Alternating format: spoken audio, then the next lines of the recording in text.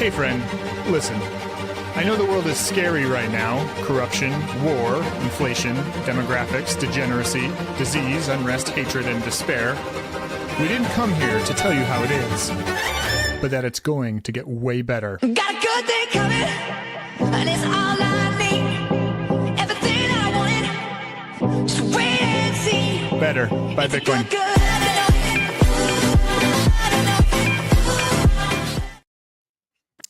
Nice. I like that one.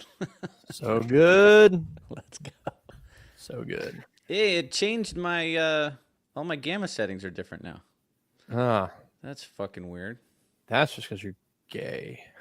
Fuck you, StreamYard. Fuck you, man. I lit this intentionally. Now it's so fucked up. Great way to start off Pride Month. So, Bitcoin 2025 happened. Oh, God. I take offense to that, JD. I'm gay. Oh, I'm man. so this gay. silly You're thing. you're so rude to me. You don't know how hard it is. Being gay.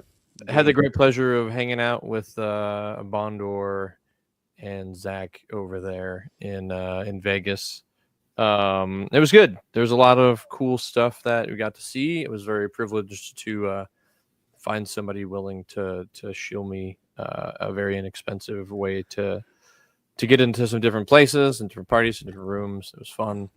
But yeah, I'm curious y'all's takes. I think trying to get into kind of a recap of what we saw, what we wish we hadn't seen, and what we wish we had seen more of. I think maybe that's the goal of this chat today.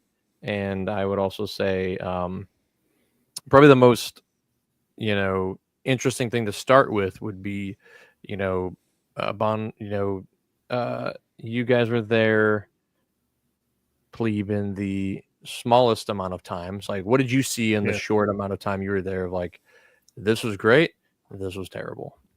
I mean, really just walking into the conference floor, I was like, oh, this is an attack on Bitcoin.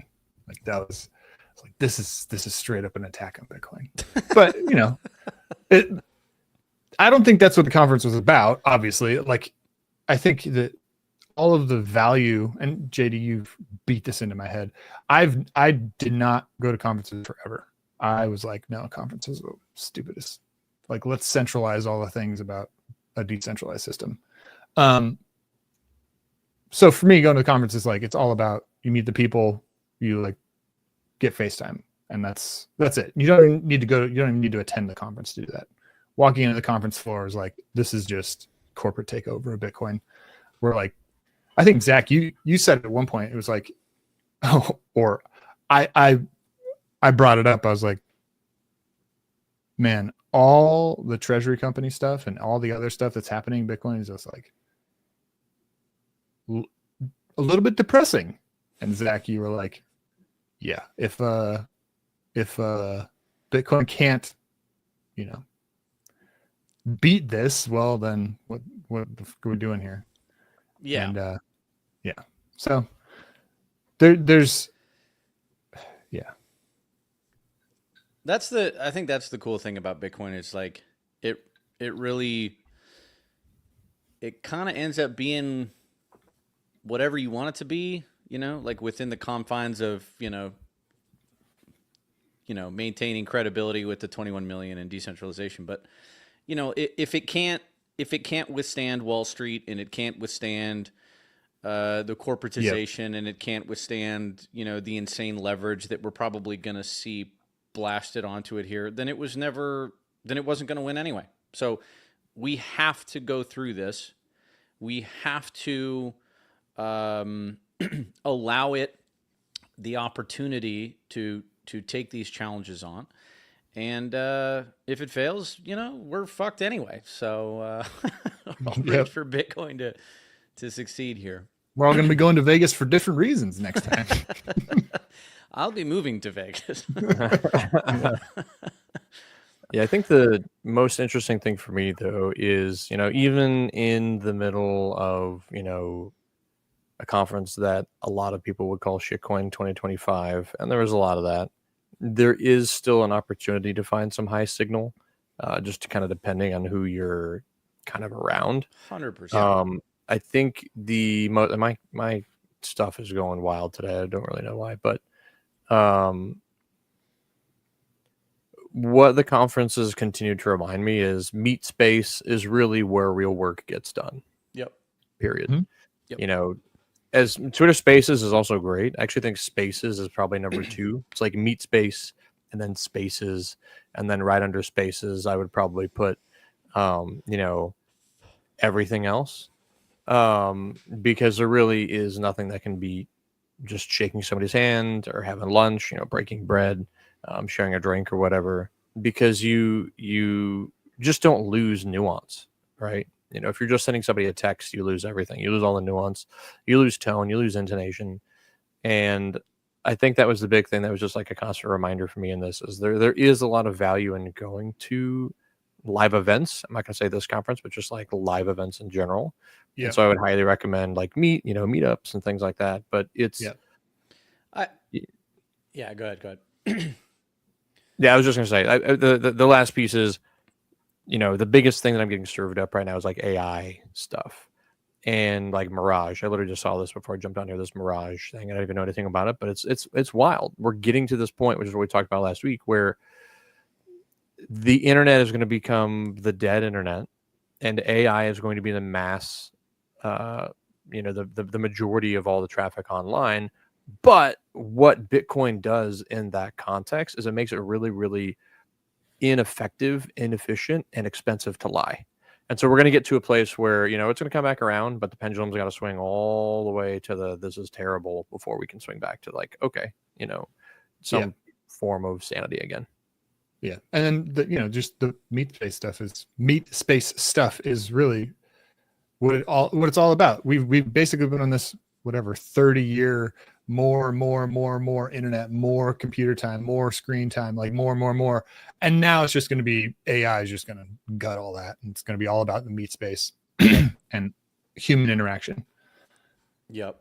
I couldn't agree more. Like proof of work, you've got 2 domains that we all kind of occupy and that Bitcoin occupies. You've got the Akashic realm, the informational realm, and you've got the physical realm. They both need each other. They're both important, but the value is always in the physical realm. That's the proof of work. Implementation, talk is cheap, right? This is why talk is cheap, because doing shit is harder than saying shit. Look, I honestly, I think anybody who's sitting on the sidelines talking shit about the convention, just sell your Bitcoin, honestly. Give me a fucking break, dude. Yeah, do something. Yeah, What? do something. Yeah. You have no, look, of course, this is how the world works, right? People go sell their shit at a giant market where everybody's interested in what's going on. This isn't shit coining. This isn't and honestly, I don't even see a bunch of shit coining on the conference floor. That was one thing that actually I did notice, is I was like, whoa, I was expecting booth after booth after booth of hey, and join our new token. We got a pre-sale, blah, blah, blah. And I didn't go to Miami, but as I understand, Miami was. And I walked 3 in, years ago, yes. Yeah, it's almost entirely dominated by Bitcoin related companies, Bitcoin related mining, just all sorts of stuff. Honestly, oh, okay. There's a whole bunch of speakers, right? Yeah, there's a whole bunch of speakers who are all total shitcoiners and they're peddling their stuff, but there was no people who were oh, we're here to sell tokens. Or at least I didn't see it. I was only there for 2 hours, but yeah. No, it was pretty tame. The biggest shitcoiner there was Steak and Shake. Steak and Shake really need to be pushed out of the Bitcoin ecosystem. They sell garbage product. The CEO might be orange pilled if you're watching this. Get your shit together, bro. Your fries, what? Bro, I would rather order McDonald's. This is the most fiat fucking shit I've ever eaten. It was terrible. Other than that, honestly, pretty high signal. The Steak and Shake fries were by far the shit coiniest thing in the entire. Wait, they don't do tallow fries then? They fry it in tallow, but it's already pre-fried in a bunch of communism. So oh, great. it's basically useless. was wondering where the color came from. It's just the communist the urine. lack of color, the like off-white. I died 7 years ago and somebody filled me with the fucking embalming liquid. Like that's what the fries Formaldehyde. were like. God. It's funny. That but seriously, like the conference was fantastic. Bitcoiners are fantastic. I absolutely fucking love roaming around, running into people that I know and love and respect. Like JD was saying, you can't recreate that tempo. You can't recreate the speed of ideation. You can't recreate the energy of a bunch of people there for the same thing that they're all excited about. It's great. Like, it's great. It should happen. There's just an insane amount of stuff happening that's not on the conference floor, that's in all of the little meetings that people are having. They're talking with one another, they're building, they're ideating, they're coming up with products, they're coming up with solutions that you probably won't even see for another 2 or 3 or 4 years. We are so fucking early in this. Bitcoin is the most interesting thing happening on the planet, and if you don't think that, you're wrong. You're flat out fucking uninformed about everything. Like, It's true. Can confirm. like, I'm sorry. Like, you need to get your shit together and you need to figure it out. Now, that being said, I do have somewhat of a hot take. I think that the Bitcoin community, as it pertains to the Bitcoin conference, is going to experience a hard fork sometime in the next 5 years. I do think that there will be a group of people who spin off a Bitcoin conference. They will get sick of the corporatization. They will get sick of Vegas. Like, Vegas is cool, you know, like the first time. Maybe next year it'll be kind of cool. But like at a certain point, Vegas really isn't the venue for this. Vegas is like, it's way too fiat. yeah, Vegas is the shitcoin of the mother asshole from which all shitcoins come from, to quote our dear friend Safe. Don't know him, not my dear friend.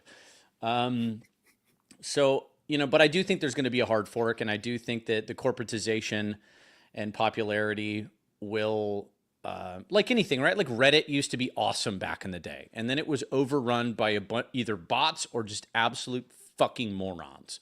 So the cool people bail. They want to go find another spot to hang out with each other, and Bitcoin culture will probably go somewhat underground in a social hard fork, you know, before 2030, I would say for sure. I think that, or go ahead, GD. I just say I think that's a number. I think the number is 250 also, because I think once Bitcoin crosses $250,000, there is a psychological change and shift that's going to happen to normies that is going to be pretty catastrophic in my mind. I think that is a really simple, you know, I was listening to Bitcoin Today this morning, and Gary Cardone and a couple other people were talking, but they were talking about a marketplace for bonds, and bonds being a quarter, or what is it, half a quadrillion. So it's like they're not saying 500 trillion, they're saying half a quadrillion is what they're saying. And what was interesting about that is it's the way we psychologically parse things. Because, like, if you say half a quadrillion, you think quadrillion. It's all marketing, right? Well, I used to work in retail, and, you know, the reason something is $7.99 is because it makes you think $8. So it makes you feel like you're getting a value, even though you're saving a penny. But it's like, I'm getting $8 of value for something I'm only spending $7.99 for. It's literally a psychological thing that they do.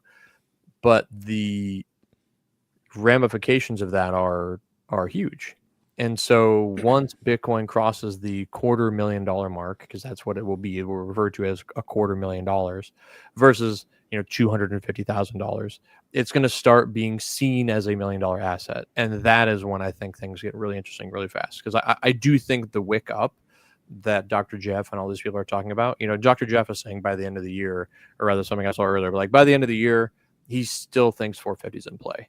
And I totally agree with that. I think if we cross the $250,000 mark at some point in time, we see the spike up to 450 very fast.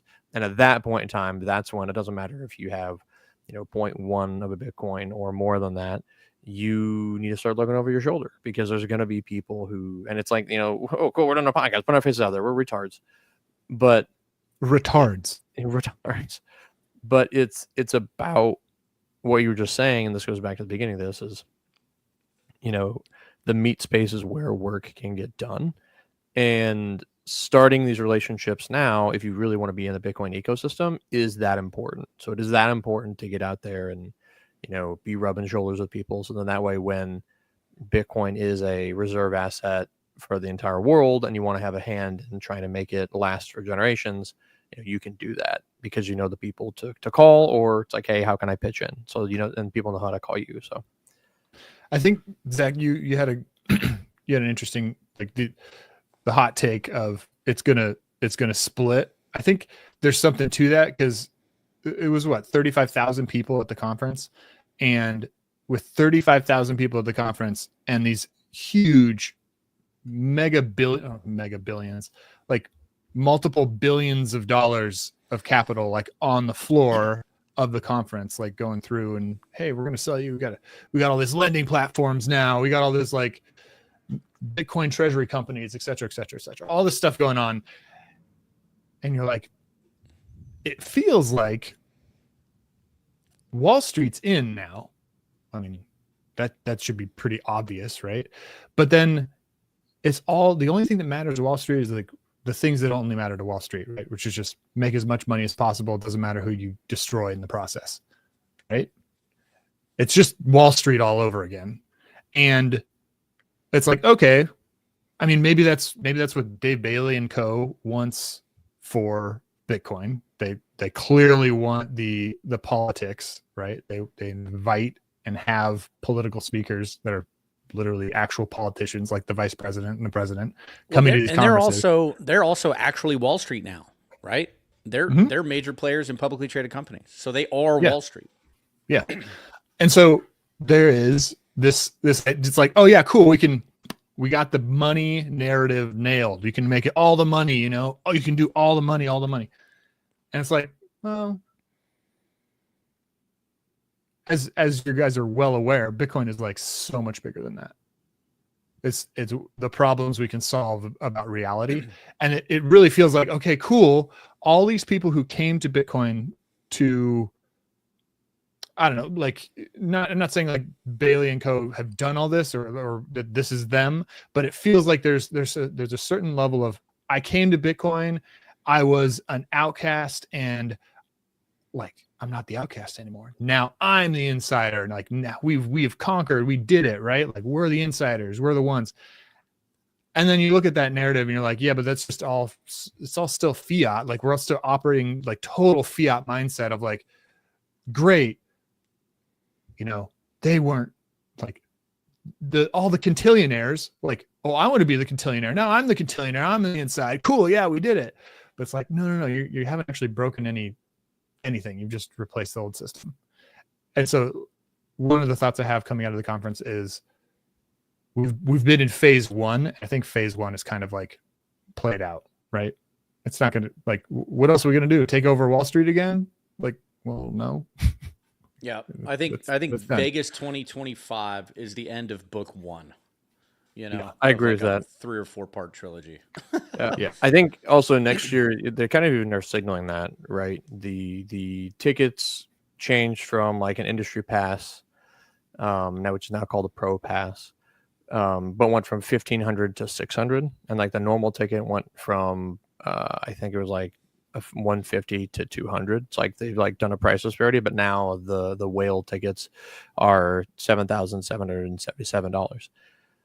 Why I think that the normie tickets are free for the first couple of days if you were able to get that. But they were, yeah. And so what that signals to me is this is a numbers game. Like, Bailey and co need this to be 80,000 to 100,000 people. Like, that's their goal, is literally just to flood the zone to make it unignorable. And so I understand why they raised the price of the whale ticket, but I think it's going to be an interesting fork to use that term, because I think it's going to actually change things. It's going to mean that the people that are in that whale room, you know, are not going to be plebs anymore. You're not going to have, unless they're speaking and unless they're kind of being given a ticket, because I know a lot of people who, you know, are OG plebs who were walking around the floor with just festival passes that they were given because they refused to pay for tickets. but it's going to basically be, it's like, who's going to be in the room next year? Like, you know, Jamie Dimon. Who's going to be in the room next year? You know, JD Vance. Like, it's just going to be kind of like a party for the, you know, social elite and the political elite that happened to be at the Bitcoin conference. And so it's going to be a completely different vibe, I think, next year than it was this year. And that's a little unfortunate, because I do think, you know, with Pacific Bitcoin kind of being on hiatus / canceled, you know, that in my opinion was one of the highest signal. And again, I'm still new here, but one of the highest signal to noise ratio conferences I had ever attended. Yeah. And so these smaller conferences, in my opinion, like Heat Punks at the Denver Space, and a lot of the things happening at like Bitcoin Park or Bitcoin Commons, are going to be a lot more important and valuable. But it's going to make, you know, it's going to make it more expensive and challenging logistically if you live, you know, overseas or whatever it is. Like, you're not going to be able to get to. I mean, ultimately, everybody everywhere should be starting a meetup in their own physical meet space. It doesn't even matter if you live in a town of 100 people. Like, you should just be doing that, right? Like, everywhere, because that it's all like, until you do that, until you bring the education to the random people, like, everyone's just going to be suffering from inflation. All your friends are going to lose their jobs. Like, it's just going to go on and on and on until you start jumping in on Bitcoin and bringing Bitcoin to wherever you are on Earth, right? And then that scales. Cool. Like, the guys at Bitcoin Magazine, they figured that out super early. You know, maybe they just took a risk and did it, and they, you know, we're just going to do a conference, and, you know, snowballs into what it is now, and that's kind of playing out. It's like, cool, but everybody basically needs to do that and join in the meet space. Hey, if you can do a Pacific Bitcoin where your connections and your, you know, particular knowledge set allows you to get high signal people for your conference, well, do it, right? Yeah, I definitely think that we're going to see a hard fork socially. A bunch of the plebs are going to get sick of the corporate bullshit, because it's going to ruin it. Like, this year was fun. I had a great time, totally worth it. Not knocking the conference, but this is how everything goes. This is how it always goes with something that is cool and revolutionary and new. You usually start off with a couple of absolutely, just a small group of visionaries, of people who are like-minded, who have a positive, constructive view of the world and the future as far as humanity is concerned. It gets really, really fucking cool. It becomes the cool thing to do, and then it gets taken over by people who think that what they're doing looks cool rather than actually being cool, and then the people who made it cool in the first place bail. And we, but like, the cool thing already, is that you can't actually take Bitcoin over. Like they took Reddit over. Like, Reddit is a cesspool. It used to be fantastic. The cool thing about Bitcoin is it is open source. You can build anything you want on it. Nobody can tell you can or you can't. And that culture can just go hide and rebuild itself and continue to build dope shit on it, regardless of what the lame stream is up to. So we already see that. Yeah. Like, I was concerned that, like, that would be it. You know, like, I was going back home, and I was like, man, that might've been the last, like, really cool, fun Bitcoin conference before it totally gets taken over. And then I was like, no, it's just going to hard fork. It's just going to be a new group and a new place. So I'm optimistic for that. I think the fork is going to be actually really positive, because I think the fork is actually going to move into different lanes. That's what I mean by that is, like, Scott, who does BitX, has been posting a lot recently about, like, the heat reclamation, like Heat Punks type stuff. And I think that's actually what's going to become more prevalent, is people are going to find something that actually is worth their time to focus and dive in on. And so you're actually going to get a lot more innovation, a lot more rubbing shoulders with people that make sense. It's like a conference with 50,000 people. You're going to run into people that doesn't really matter whether or not you know them. But then, like, 2 and 3 layers removed, you know, the relationships that those people have been building over the years, and you start doing a Heat Punks thing, you start making a BitX that can actually, like, heat people's homes in Finland or something like that, and actually is really, really, you know, net positive for Scandinavia or net positive for, like, South Africa or whatever it is. What's going to be cool is the relationships that were forged now are going to actually have, like, a long tail of value to the entire Bitcoin community. but people are going to spend less of their time trying to worry about chasing a $7,000 ticket to a conference in Vegas, and more of their time be like, okay, hang on, $7,000 is essentially 7 conferences, right? Because these conferences are probably like $250 to go to, and then a round trip ticket plus hotel plus food, is going to run me like $750. So it's like, cool. So now I can go to 7 conferences in 7 different places versus spending all my time in one specific place, especially if you're trying to hodl in StackSat. So it's going to be interesting. I think this move by Bailey and Co. Is strategic on their part, but I actually think it's going to have, and maybe this is their goal, but I actually think it's going to have really interesting ramifications for like Bitcoin at large. And I do think it's actually going to probably hurt Census next year, because even with free tickets, like, I don't know how many people are going to be like, do I really want to try to go here for, for whatever, because I don't know. I don't know what it's going to do. At some point, the Bitcoin conference, at some point, those high end tickets, I don't know if this is 2 years or 5 years or 10 years, but at some point the whale pass just becomes super boring and incestuous, and all the rich people are like, I already have your number. Like, why the fuck did we pay 10 grand to come out here? Like, let's all just hang out. That might take a little while. But it's, the people in those rooms all know each other, and they've known each other for a long time, and they run into each other at all the conferences every fucking time. And so at some point, like, I don't know, the value prop gets weird. Like I say, things are going to hard fork, and I think it's good. I think that it's cool that they can hard fork. It's not, it's fucking Bitcoin. You know what I mean? It's and great. I think we already see that. And like, I think Jesse, when the Amboss guys mentioned this, he's like, just in a tweet, he's like, oh yeah, you've seen all these treasury companies like, oh, we're going to promise all this yield and yield and yield. Oh yeah, we can do all this like financial engineering, etc.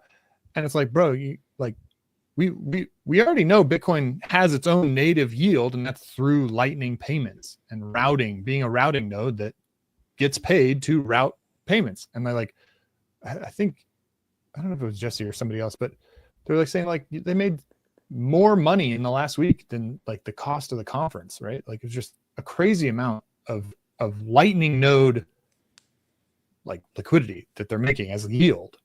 It's like Bitcoin native yield. And then you also see the finance guys like Nick Bhatia.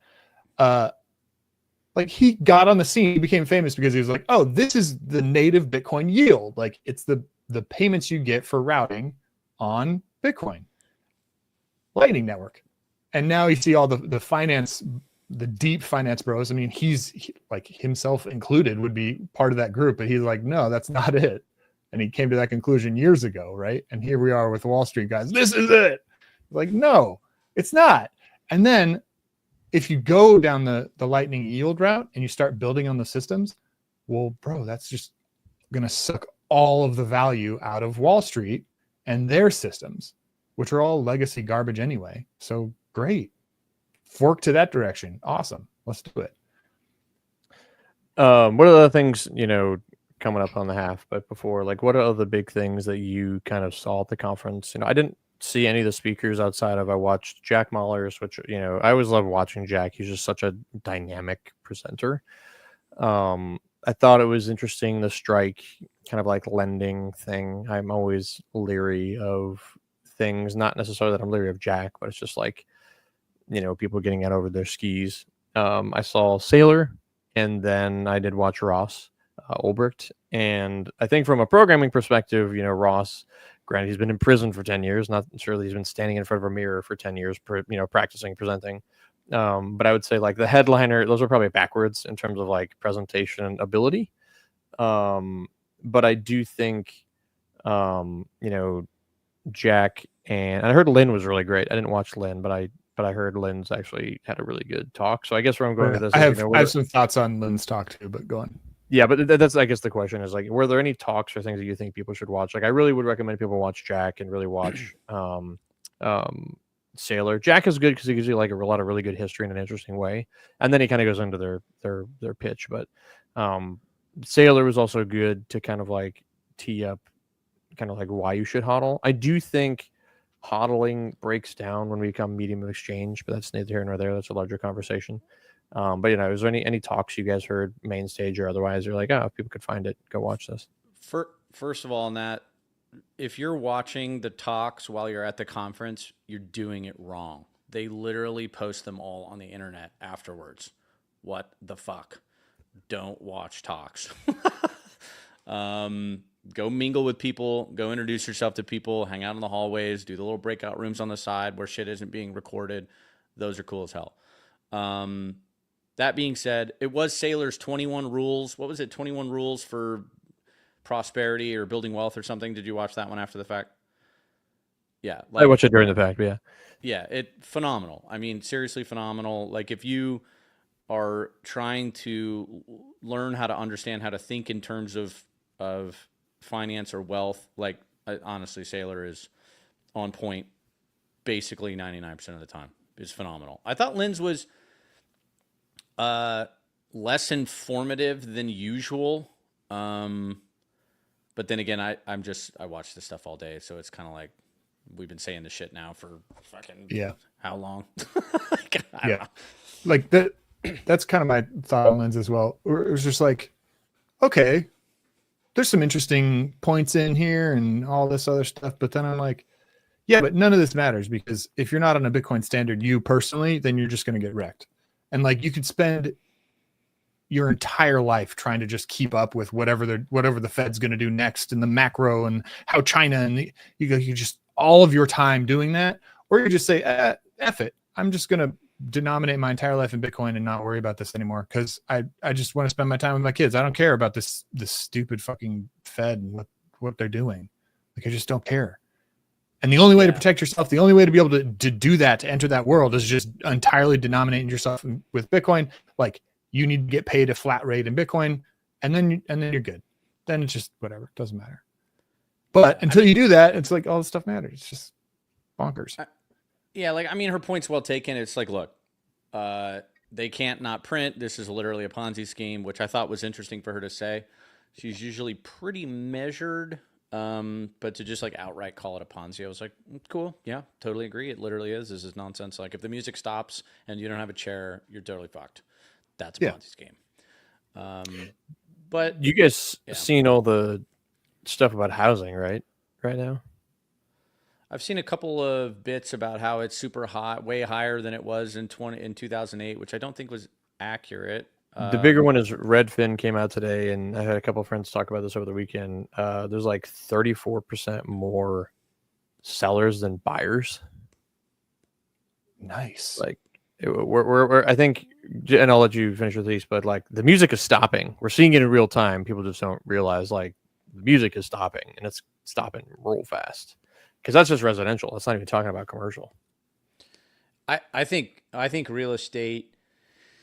I think real estate at best, at absolute best, does a 0% return for the next, maybe the rest of our lifetimes.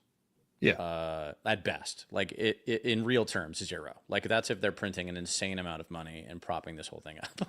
Yeah, I totally agree with that. You know, it might go up nominally. Like what's not going to go up nominally against the dollar? Like basically everything's going up nominally. But I think in real terms, like we're looking at it, like the party's kind of over. The era I grew up in was like real estate meant wealth. That's how you built wealth. It took me a long time to realize that was actually just a leverage game. Like I didn't understand that when I was young. I totally think that is just, I just think it's over. Assuming they don't continue to flood the country with illegal immigrants. Mm-hmm. If they do that, I don't know, all bets are off for the United States specifically. But yeah, I think real estate is totally wrecked. And that's just a demographics issue. I think the demographics are popping the Ponzi bubble. I think Lynn had a chart on there that nailed it perfectly. I've said a bunch of times with you guys, the average boomer turned 65 in 2019. And if you look at Lynn's chart, and I looked right at it, like literally 2019 is when it starts to go down. And Social Security, they're going to have to print it, literally Ponzi. Demand for housing down, at least at these prices. But even if it's not at these prices, the generation behind the millennials, the only saving grace, the only reason I think that it could go 0 for the next 15 or 20 years in real terms is because millennials are a larger cohort than boomers, and we have entered our prime earning and spending years. The oldest millennial is now 43, 44. The youngest one being whatever, 20 years behind that. So I think millennials might sort of keep it going. But yeah, I think real Yeah, estate's and in a real yeah, problem. millennials are also they're the they're going to be the most politically active going forward, which means all politicians. It's going to go all boomer politicians and all octogenarian politicians is going to be replaced by all millennials until the millennials basically are in their whatever 70s and 80s, right? So it's just millennials are going to control America for the foreseeable future. And that's what a lot of the dissonance is that we're feeling is really just two generations transferring power. You've got just a completely different world from a technological perspective, but it's from a mental perspective. Millennial brains are completely different than boomer brains. They're just fucking different, wired differently based on environment and circumstance. The digital native, right? Like, I think there's going to be, as soon as, the generation below us, our kids are there, the digital natives, right? They are going to have zero qualms adopting a digital currency like Bitcoin as the world reserve currency, period, full stop. And I think that's probably one of the reasons we have such a challenge with Bitcoin adoption at the institutional level. Why it's been taking so long is because we have all these boomers who understand gold, and it's like, oh, I can touch it and I can bite it and I can do all this other stuff. I can throw it. I can, put it on a boat and ship it across the water. You have to mine it. Like, they kind of understand all of the physical aspects and attributes of gold, but they don't understand that Bitcoin has all of those except for the physical. And so I think that's what's going to be the most unique in terms of kind of the Bitcoin adoption curve, but then also the changing tides of the world.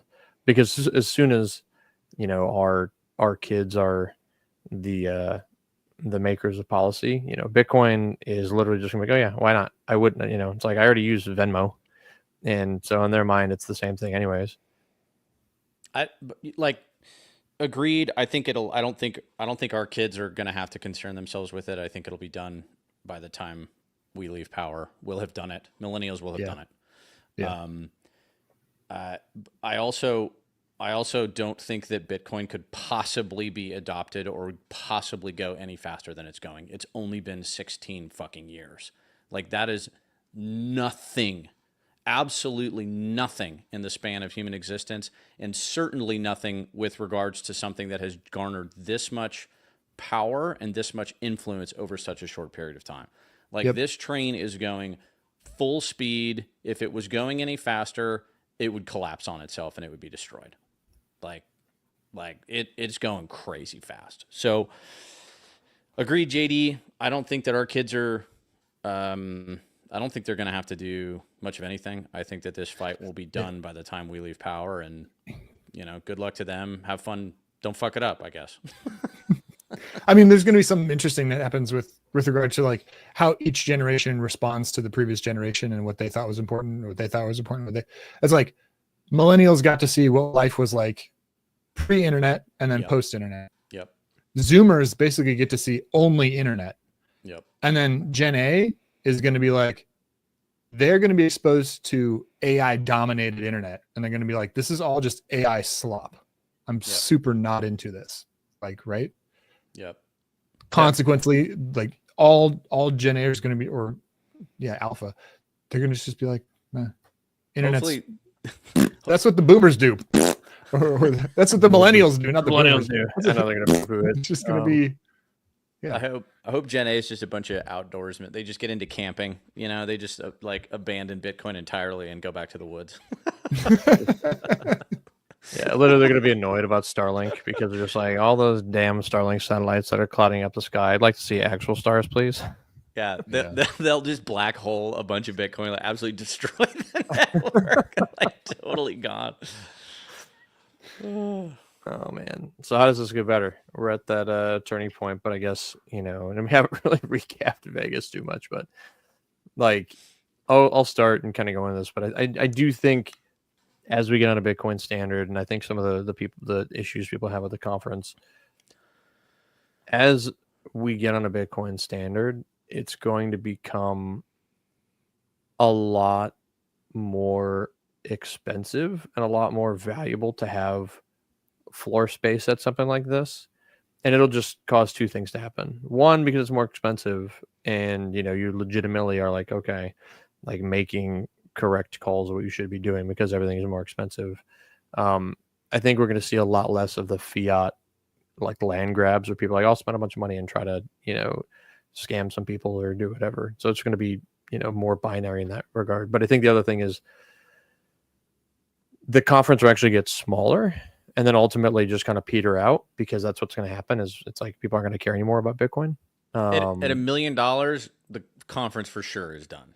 Is over. Yeah. Like I at totally least agree with that. as we experience it now. Like Yeah. hard fork. I hope by the time we're 70 or 80, we're just having our own reunions. Like, back in I remember the conference days of fun. Like no one else gives a fuck Yeah. about Bitcoin at that point. But then it's going to be smaller niche stuff like that. Yep. And that's what I'm excited about.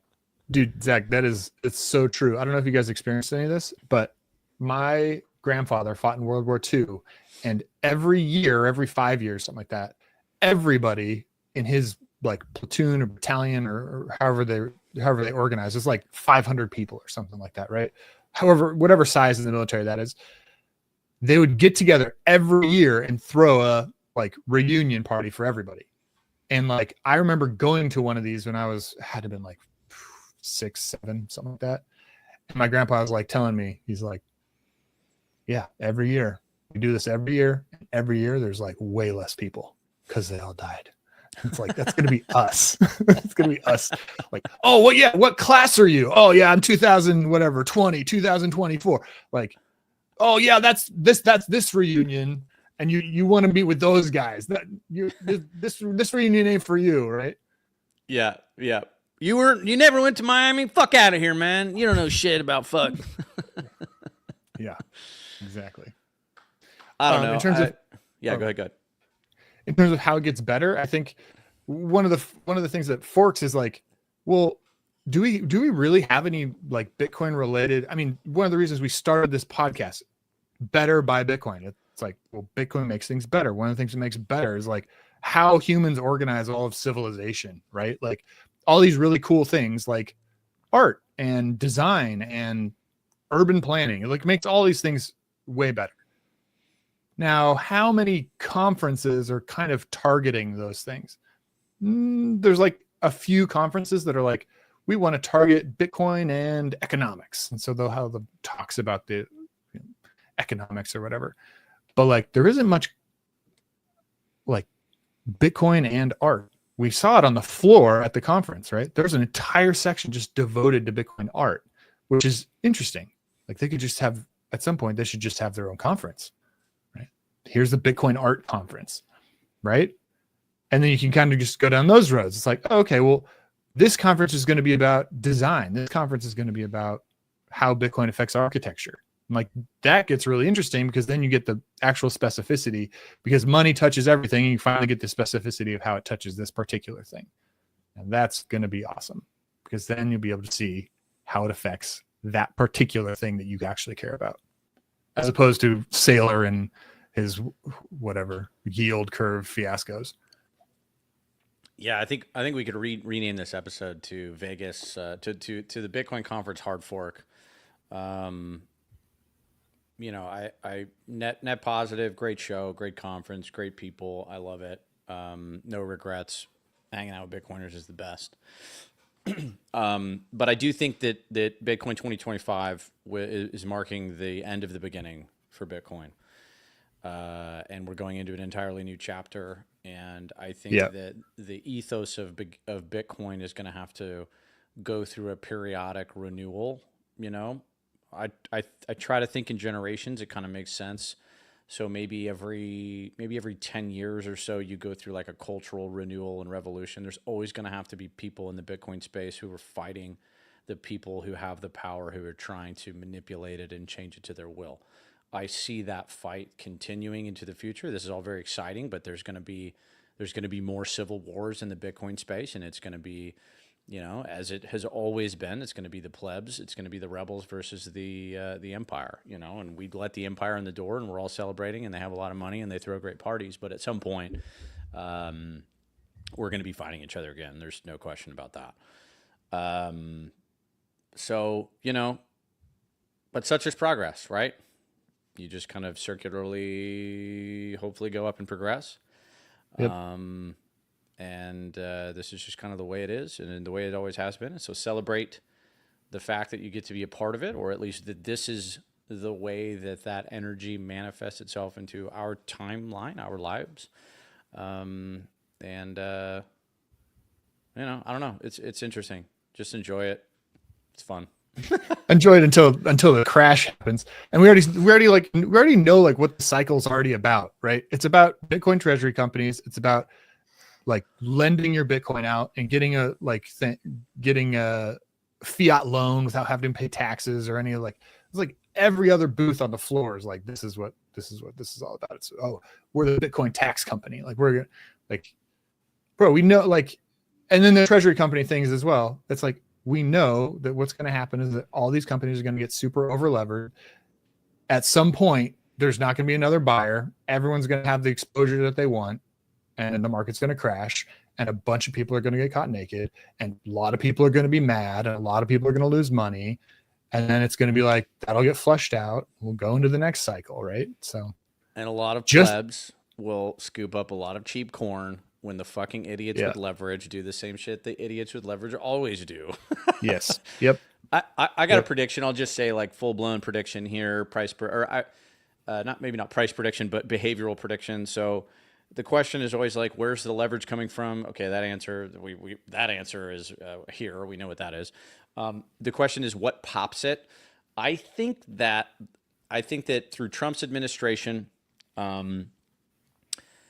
we're going to continue to see companies borrow money and lever up. You know, people talking about the MNAV for these publicly traded companies is going to be the thing. Either you're over 1 or you're below 1. Are you going to sell if you're below 1 and buy back shares, or are you not? I think that's going to continue to be the story for at least another couple of years.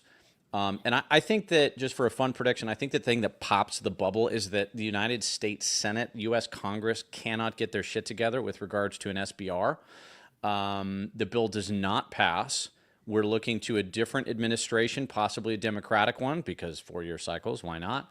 And everybody starts to lose their shit, and that starts to unwind the leverage. That the U.S. government is maybe not behind it, or maybe not behind it for at least another 4 to 8 years. So I think we see lever. I don't think the U.S. passes this SBR. I think that pops the bubble. We see a massive unwind. I think that could see this cycle, and I don't think by December we're going to see 450, but let's say sometime in the next 12 months, I think cycles start to get extended in time frame. Yeah. And maybe in the next 12 months we see 450, something like that, whatever. And Congress can't get their shit together. Bubble pops, bunch of people unwind. MNAVs go to 0.5, 0.3, total disaster. And we're back at 85, 84. Shout out to Josh, man. Before we ramp up to over 500K. And I don't think the normies, here's the problem with the normies. The reason they're called normies is because it doesn't matter what the price is. They still don't care. They'll never care because they don't understand it. And that's fine. Apparently they're not meant to. If you're meant to, you're already in it. Or, you know, you'll find yourself in it shortly. So I think that, I think this is it. Like, we're on the boat. This is the boat. It's a corporate story at this point until the leverage bubble pops.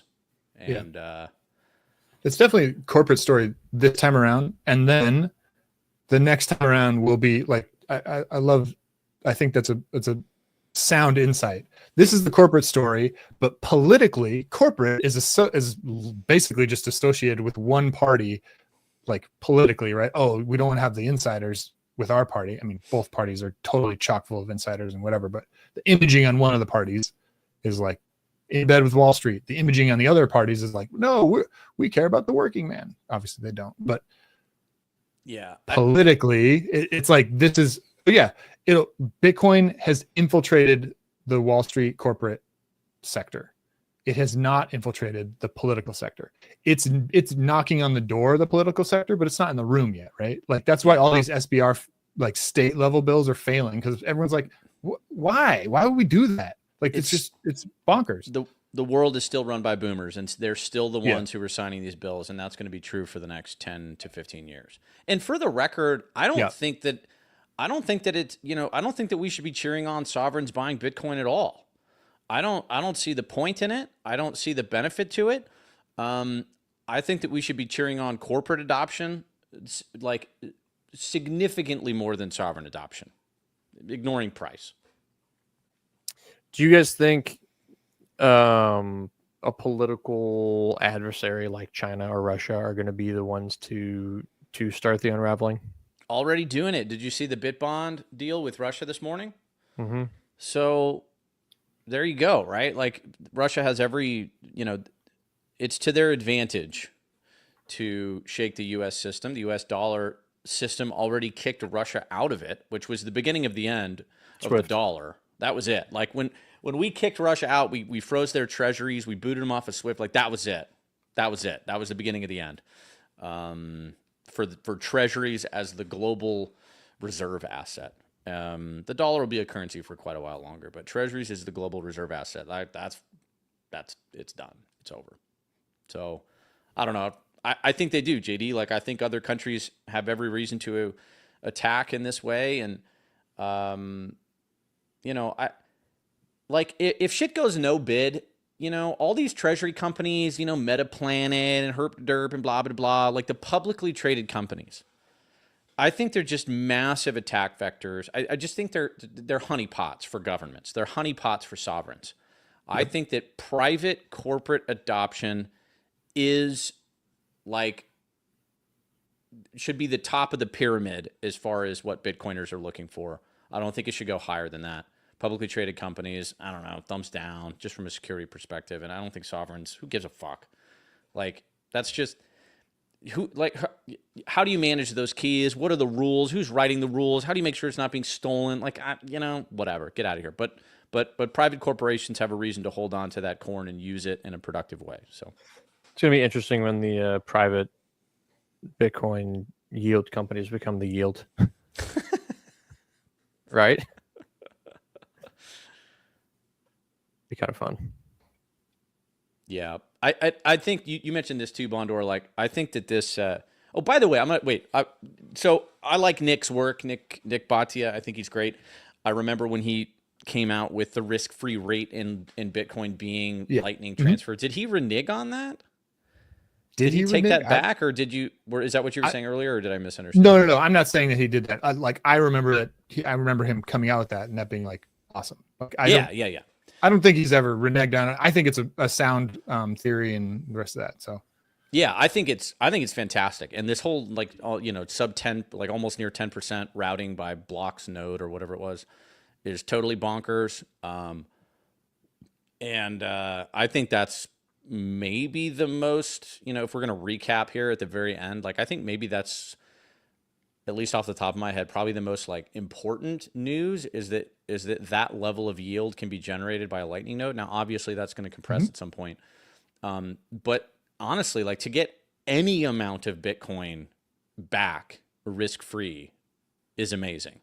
like I don't care if it's 50 basis points or 2% or 3%. Like that's a huge number on top of the 40% CAGR that it's already giving you. So I think that's a huge deal, and that's got to be watched. Amboss, has they have a Rails product now that there's a waitlist for, which I think is super interesting.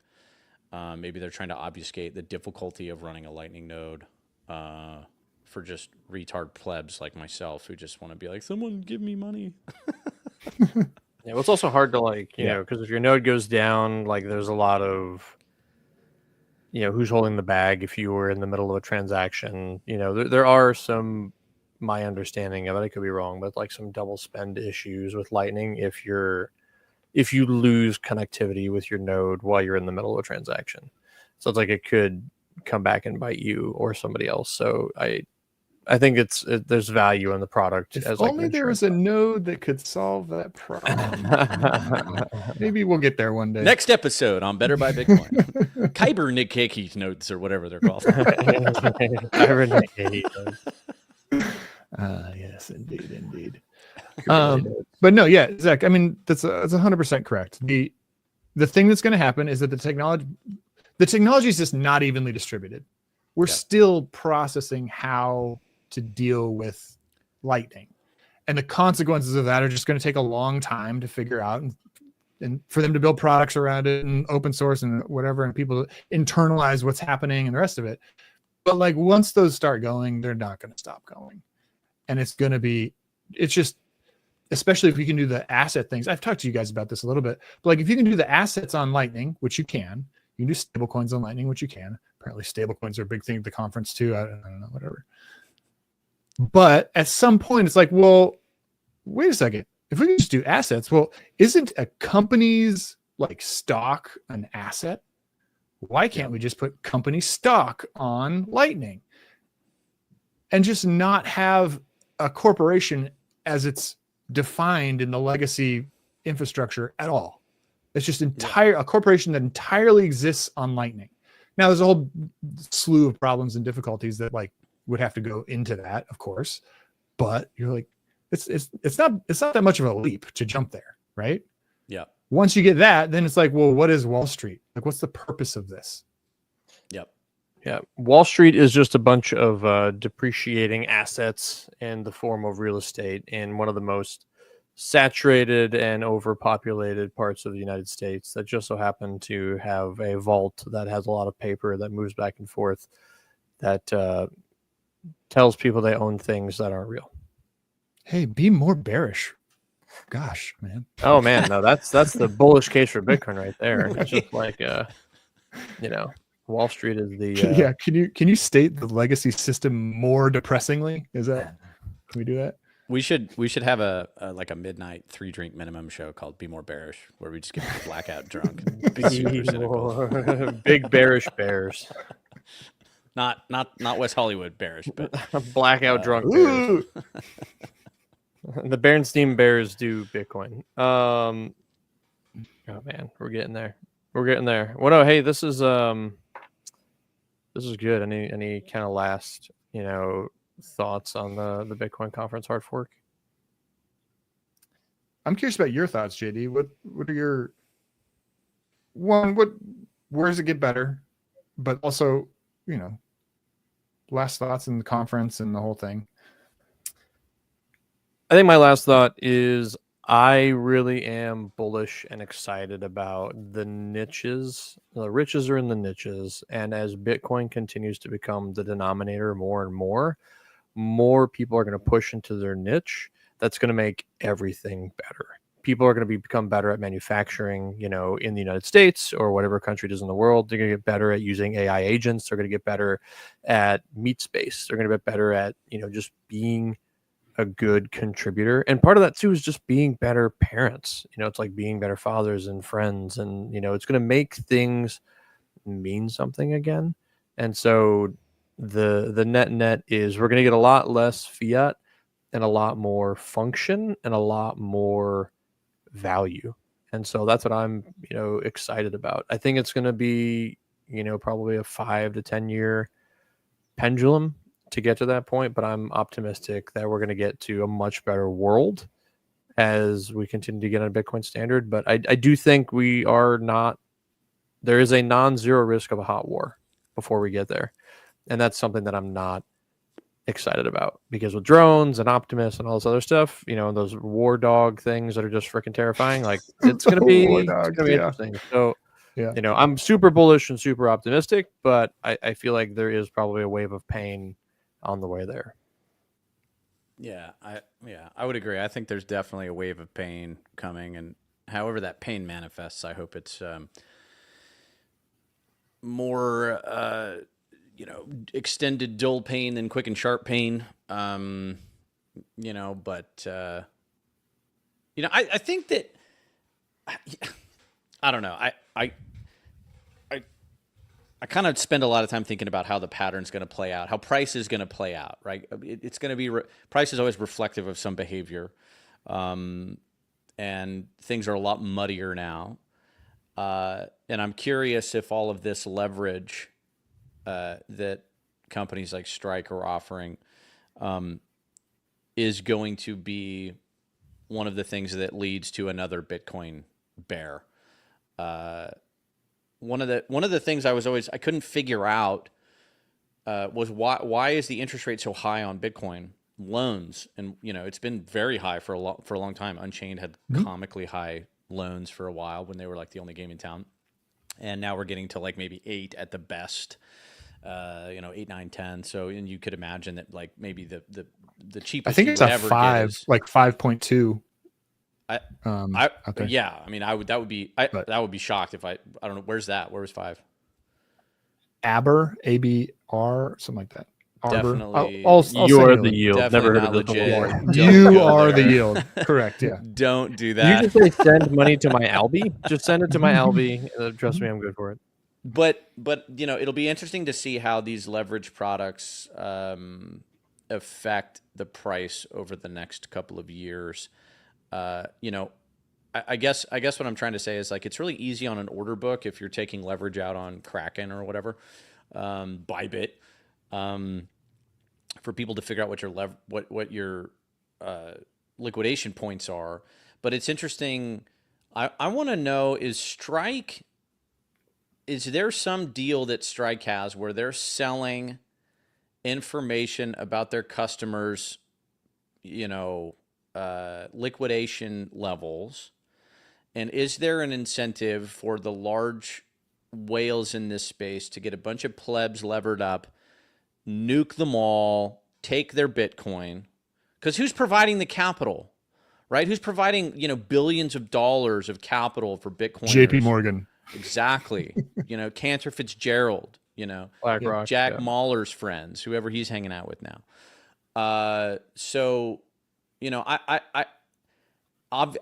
I'm totally down for Bitcoin backed loans, all about it. But this shit's complicated, and if you don't have any experience with that kind of stuff, you're liable to get wrecked, right? Like, a lot of people see a big number. We go up to 200,000 or 300,000, and like, oh, I'm going to take out a loan. It's like the worst time to possibly take out a loan against Bitcoin as it highs.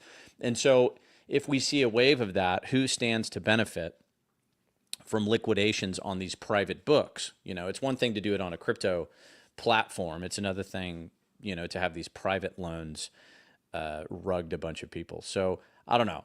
I'm just saying, be cautious. Be skeptical. Ask questions. Yep. Don't overlever at all. Don't do more than like maybe 5% of your whole stack. Just don't get liquidated. Do not yeet into anything. Exactly. I think, yeah. For me, I think the final takeaway is going to be like, I think you're right about that. It feels like we are now at the end of the beginning. It feels like we are exiting phase 1. Yep. And maybe we haven't started phase 2 yet. Maybe it's like still 5-10 years away, but it's like, okay, we got to start asking the question, like, what else can we even do in phase 1? Right? We got all the corporates. Cool. What is phase 2? Phase 2 is going to be actually start to change the culture, actually start to affect change in the rest of the world, whether the rest of the world likes it or not, because we're going to be Bitcoiners and we're going to have all the agency. So we're just going to be able to do whatever we want, for better or worse, but that's just going to happen. And that feels more like a different vibe than just having whatever, like the few early adopters have their vision about what it was. Right now, there's an entire new generation of Bitcoiners that's coming up. That's like, whoa, wait a second. It's not that I have to invent the new thing and try and figure out what it's going to be. It's like people have already gone down unbelievably long roads in terms of rabbit holes and figured a whole bunch of stuff out that I can just like read, download. Cool. I got it. Now I'm like up to speed and I have a new idea, right? Like we're going to be able to bring all of that stuff forward and push in ways that we've never been able to push on before. And I think that's going to be phase 2. And it's going to be how we affect art, how we affect culture, how we affect cities, how we affect human relationships, like how we basically just gut the system of fiat. And gutting the fiat out of the world is going to be a long and painful process. There, to JD, your point, there may be kinetic consequences to that, and we're going to have to go through it. But man, it's going to be awesome, and it's going to be so much better on the other side. I'm gonna take a little prediction here. Maybe we record this one and play it back in 10 years. But let's just go with the Star Wars trilogy. First movie was A New Hope. Second movie is Empire Strikes Back. Book 2, I think it's going to be a lot worse. It's not going to be as fun. I think the Empire is going to strike back here in Phase 2, and then Phase 3 is Return of the Jedi, where we have to re-up our values, fork the chain socially, and get back to Bitcoiner values. But I think that Wall Street entering here, I think there's going to be a handful of Bitcoiners who absolutely ruin their lives with how much wealth they have, and they have no they don't know how to handle that much energy, and they're going to get destroyed. They're going to get wrecked. And I think there's going to be a whole nother group of people who survived this that you wouldn't think. I think some of the most ardent Bitcoin voices right now are very liable to get absolutely fucking destroyed when they become billionaires. So the Empire will strike back that way, and then we have to renew in part 3. So all I took from that is that Satoshi's coming back. So I appreciate you confirming this. He's not. It's John Nash. He's dead. Move on. Hey man, if Brian Johnston can live till 1,000, we can bring John Nash back. And, he's not. He's gonna die way sooner than the rest of us. He's fucking dying in like 10 years for sure, and it's gonna be like, oh my god, the guy who spent billions of dollars on being healthy died of cardiovascular issues because his cholesterol was too low. I think it's gonna be more ironic when he just like chokes on something, like he choked on like a strawberry or something, like something benign and stupid. It's like he bought those $98 strawberries from Whole Foods and choked on one. It's like, what? Yep. Just I think I buy that. I like that one. He'll just slip on a banana. Now we're talking. Oof. He was loading up on potassium. It's like potassium overload. Sweet.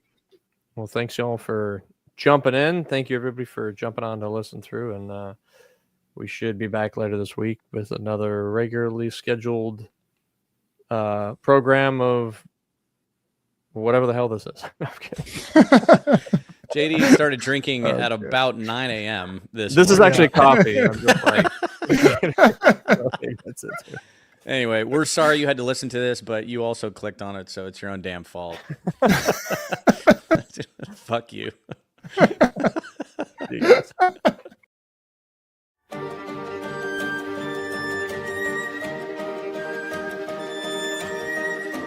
Thanks for tuning in to Better by Bitcoin. Bitcoin makes everything better. Like, subscribe, and follow us on X at BetterBYBTC, YouTube at BetterBYBitcoin. Not financial advice, mathematical certainty.